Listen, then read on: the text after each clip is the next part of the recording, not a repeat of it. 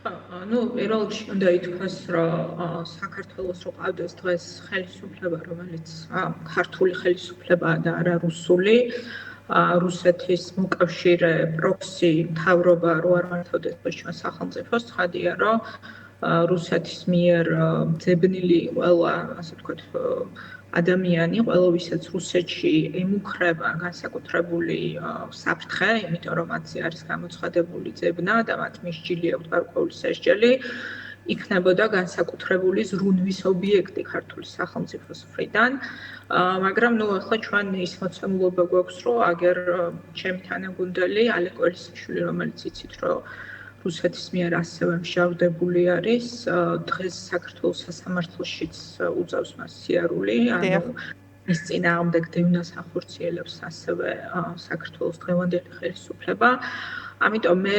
დეტალები არ ვიცი ამ საქმის და კონკრეტიკაში ვერ შევალ, თქვენ რაზეც მეკითხებით, მაგრამ შემიძლია ზოგადად გითხრათ, რომ რა თქმა უნდა დღეს მთელი დიპლომატიური ასე ვთქვათ, ჩვენი შესაძლებლობები უნდა იყოს ამუშავებული იმისთვის, რომ მათ შორის მოხდეს დაცვა ჩვენი თანამოქალაქის ინტერესების და მისი სიცოცხლის, იმიტომ რომ ყველას გვესმის სიცოცხლის გამოწვევა არის ამ შემთხვევაში. მაგრამ ნუ ჩვენ არ ყავს ის ხელისუფლება, რომელიც საერთოდ საქართველოს მოქალაქეებზე ზრუნავს მათ სიცოცხლეზე ან კეთილდღეობაზე და მით უმეტეს რუსეთისთვის, ასე ვთქვათ, რუსეთის მიერ ძებნილი პირები საქართველოს ხელისუფლებისთვისაც ცხადია, რომ არის შესაბამისად, ასე ვთქვათ, მაღალი ფასის მატარებელი, იმიტომ რომ როდესაც ყავს ხელისუფლება, რომელიც ფიქრობს მხოლოდ იმაზე, რომ დაიმსახუროს, ასე ვთქვათ, რაღაცა შექება რუსეთში, ხელისუფლება, რომელიც ყოველ დღე ფაქტიურად მთელი მისი პროპაგანდისტული რესურსი არის მიმართული იქითკენ, რომ დასავლეთი ლანძღოს იზოლაციაში მოაქციოს საქართველოს და ჩააბაროს საბოლოოდ საქართველოს რუსეთს, ну, ცხადია, რომ ამ პირობებში საფრთხეები არის რეალური ყველასთვის, ვისაც დღეს დევნის რუსეთი. კი ბატონო. და ქალბატონ სალომე, ასევე მინდა გკითხოთ სხვა საკითხებზეც რომ გადავიდეთ, შემდეგი შეკითხვა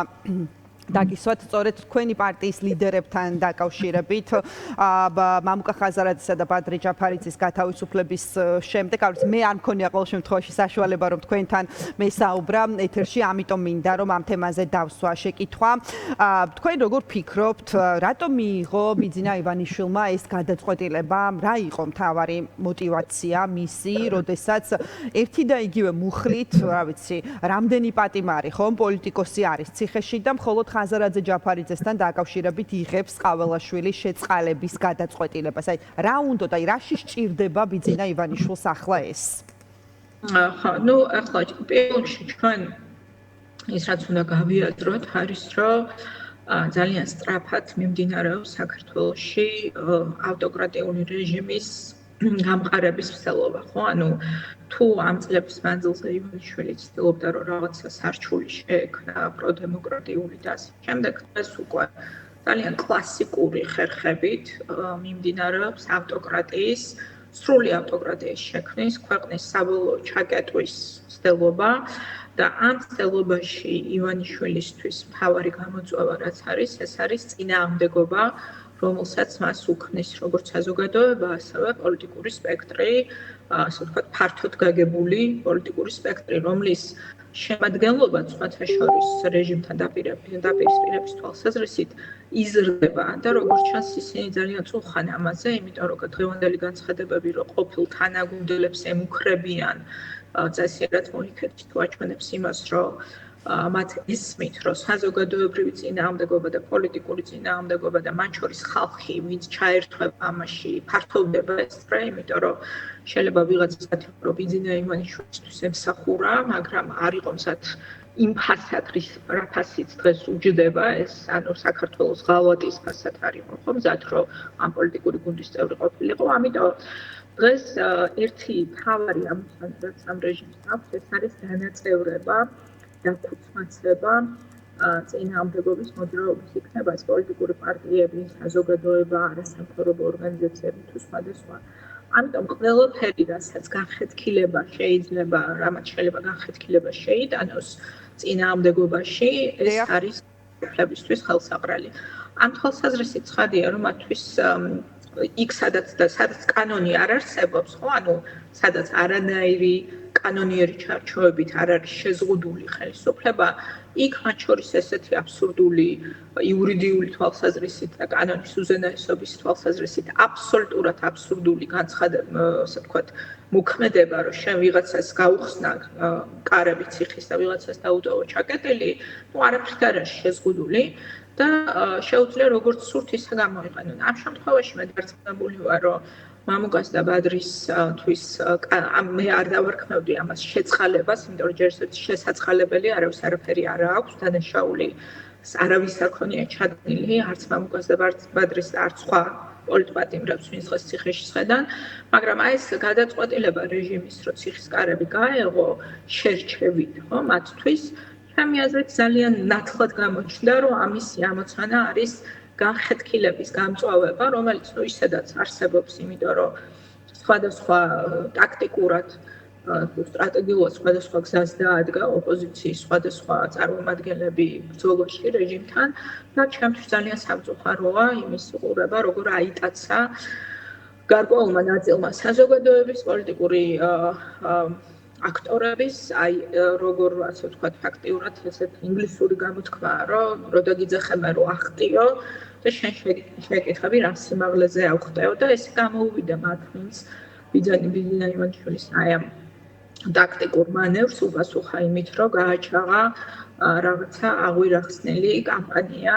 ჩვენს წინააღმდეგ და მე ამ ადამიანებს მოუწოდებ კიდევ ერთხელ, რომ ცოტა მეტი სიბრძნე გვართებს ჩვენ და ჩვენ შეიძლება ვერ ვთანხმდებოდეთ რაღაცეებზე, თუნდაც მნიშვნელოვან საკითხებზე, მაგრამ აი როგორც კი დაიწყება ეს თითის გაშვერა, ეს უნდა დღეს ყველაზე მეტად ავტოკრატიულ რეჟიმს, იმიტომ რომ ის რისიც ყველაზე უფრო ეშინია ამ რეჟიმს, არ არის ურავის მოეწყინება, არავის დაძახებული 4 ოქტომბერი არ არის რისიც ეშინია ამ რეჟიმს, ვინც არ უნდა იყოს ეს, ამ რეჟიმს ეშინია ერთიანი კოორდინირებული წინააღმდეგობის და კონსოლიდაციის წინააღმდეგობის მოძრაობის მათ წინააღმდეგ და ამაში რაშიც დაეხმარება რომ ხელი შეუშალოს ამ კონსოლიდაციას ყველაფერი. კი ბატონო, აი 4 ოქტომბერი ახსენეთ თქვენ ქალბატონო სალომე და აი თქვენ როგორ უყურებთ, აი არ ვიცი, რამდენად გაქვთ იმის რწმენა, არ ვიცი თუ მოლოდინი, რომ შესაძლოა მართლაც 4-ში მოხდეს მშვიდობიანი რევოლუცია. ეს ბუნებრივი არ გამორიცხავს არჩევნების დღეს, რომ არჩევნები ჩატარდეს და ასე შემდეგ. თავად 4 ოქტომბერს ვინც აანონსებს, ის ადამიანებიც ამბობენ, რომ ერთმანეთს არ გამორიცხავს ეს ყველაფერი, მაგრამ აი თქვენ რას ფიქრობთ? რაღაცა ცოტა განცდა დამრჩა, რომ სკეპტიკურად უყურებთ, იმიტომ რომ თქვით, რომ არ ეშინია ხელისუფლებას დაანონსებული 4 რიცხვისო. არა, მე თავს შევიკავებ კომენტარისგან, იმიტომ რომ ვისაც შეერა ეს არის სწორი გზა, მან ამ გზას, ასე ვთქვათ, მე წარმატებას ვუსურვებ ყველას ოპოზიციაში, ჩემი აზრით, განხეთქილება არ უნდა იყოს, ამიტომ ვიტყვი პირდაპირ, რომ იმაჩნია, რომ სამარცხვინო ამბავია და პირდაპირ ეს არის ქართული ოცნების, რა მნიშვნელობა აქვს, ხო, შენი შეცდომით ასხავ წყალს ბიძინა ივანიშვილის, ასე ვთქვათ, წისქვილზე თუ გამიზნულად, შედეგი ერთი და იგივეა, ამიტომ ჩემი მოწოდება ყოველთვის იყო, რომ ჩვენ არ უნდა შევქმნათ დაპირისპირების, ასე ვთქვათ, დაპირისპირების კერები, შეცდომა არ იყო მაგალითად რაღაც სხვადასხვა აქტორების მხრიდან გალაშქრება იგივე წინააღმდეგობის მოძრაობაში თუ პროტესტში მონაწილეობის იმ ხალხის, ვისაც მიაჩნია, რომ ადგილობრივ არჩევნებზეც უნდა იბრძოლოს, იმიტომ რომ აბსურდია, ხო, იმიტომ რომ ჩვენი პოზიცია ხო რა არის, რომ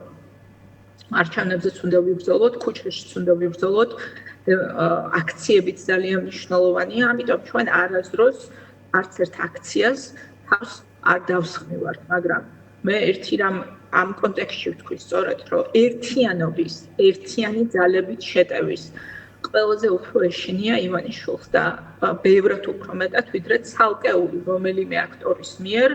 დაანონსებული, ასე ვთქვათ, რაიმე მნიშვნელოვანი თარიღის, შეკრების თუ სხვა. ისევე როგორც სხვათა შორის არჩევნებში ჩვენი ბრძოლა გაცილებით უფრო ძლიერი იქნებოდა ჩვენ, რომ ყველა ყოფილიყავით ამ ბრძოლაში ჩართული ოპოზიციის ყველა ოპოზიციურ პარტიას გულისხმობ მე, ჩვენ ამას სრულად ვაღიარებთ, რომ გადაწყვეტილება ბოიკოტის შესახებ ეს პროცესი გახადა შესაძლოა ნაკლებად ეფექტიანი, ვიდრე შეიძლებოდა რომ ყოფილიყო, მაგრამ ჩვენ უნდა ვეძებოთ ერთიანობის შეხების წერტილები და უნდა გვესმოდეს, რომ ჩვენ საქმე გვაქვს ხელისუფლებასთან, რომელიც ყველაფრის ფასად ფიქრობს, რომ დღეს მისთვის მთავარი ამოცანა არის, რომ როგორმე ძალაუფლება შეინარჩუნოს. და ამაში მას მიაჩნია, რომ დაყოფა, დანაწევრება, ერთმანეთზე გადაკიდება ადამიანების, ეს არის მათთვის გზა, ახლა რაიმე განსაკუთრებულს კი არ იგონებს ივანიშვილი. შეისწავლეთ ნებისმიერი ავტოკრატების მართვის, ასე ვთქვათ, სისტემა, მართვის მეთოდოლოგია და ეს არის იგივე, რაც გაუკეთებიათ მანამდეც არაერთხელ და იგივე გზას ადგას ეს ხელისუფლება. ამიტომ მე ყველას მოვუწოდებ, რომ ჩვენ გვესმოდეს, რომ ჩვენ შეიძლება აბსოლუტურად განსხვავებული გზებით ვფიქრობდეთ რეჟიმთან ბრძოლას, მაგრამ ამ რეჟიმის დასრულება რომ არის ეგზისტენციალურად მნიშვნელოვანი საქართველოსთვის ის, რომ ჩვენი სახელმწიფოს ყოფნა არ ყოფნის საქმე გადის